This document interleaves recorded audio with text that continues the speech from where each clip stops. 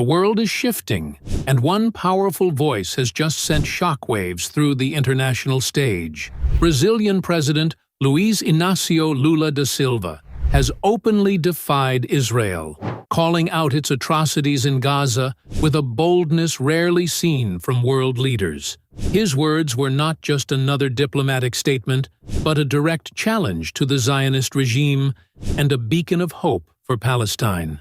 But why now? Why is Brazil stepping up while so many others remain silent? And what does this mean for Israel and its backers? Lula declared that Brazil will strongly support Palestinian rights and strive to restore their freedom and independence. This isn't mere rhetoric. Lula has a history of standing against Israel's crimes. He compared Israel's actions in Gaza to the Holocaust, sending Israeli officials into a frenzy. Tel Aviv immediately summoned Brazil's ambassador, but Lula refused to back down. Instead, he doubled down, exposing the hypocrisy of those who claim to remember historical suffering while inflicting it upon others. Unlike many leaders who tiptoe around Israel's crimes, Lula has nothing to fear. He does not depend on American approval. He does not bow to Zionist lobbies. Instead, he sees the brutal reality: the mass killings, the relentless siege, the apartheid system the West refuses to acknowledge.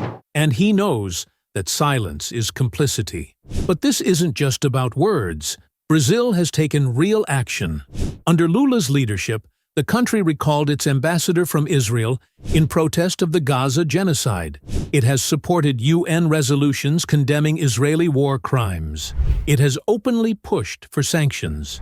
Brazil is no longer playing the game of quiet diplomacy. It is taking a stand. And this has sent Netanyahu and his allies into panic mode. Their entire strategy relies on global silence. They depend on Western complicity, on leaders too afraid to challenge their crimes. But when a country like Brazil, one of the largest economies in the world, breaks ranks, it shakes the very foundations of their propaganda machine. If Brazil can speak up, what's stopping others? What happens if more nations follow?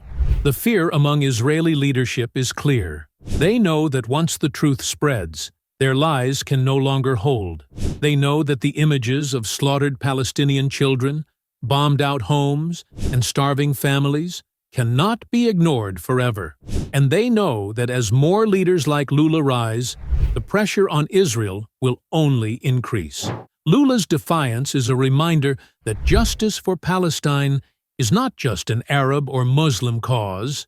It is a global movement. From Latin America to Africa, from Asia to the streets of Europe, millions are waking up to the truth. Israel is an apartheid state, and its days of unchecked aggression are numbered. The Zionist regime is clinging to its old tactics, accusing critics of anti-Semitism, threatening economic retaliation, and leveraging its Western allies to cover up its crimes. But the world is no longer falling for these lies.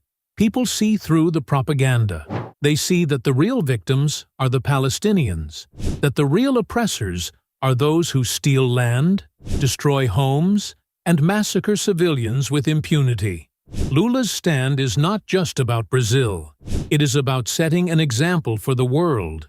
If one nation can challenge the Zionist regime without fear, others will follow. If enough voices rise, if enough nations take action, the foundations of Israeli apartheid will crumble. And when that happens, when justice finally prevails, the world will witness the end of one of the most brutal occupations in modern history. The message is clear. The world is changing. The resistance is growing. And no matter how much Israel and its backers try to suppress it, one truth remains unshaken: Palestine will be free.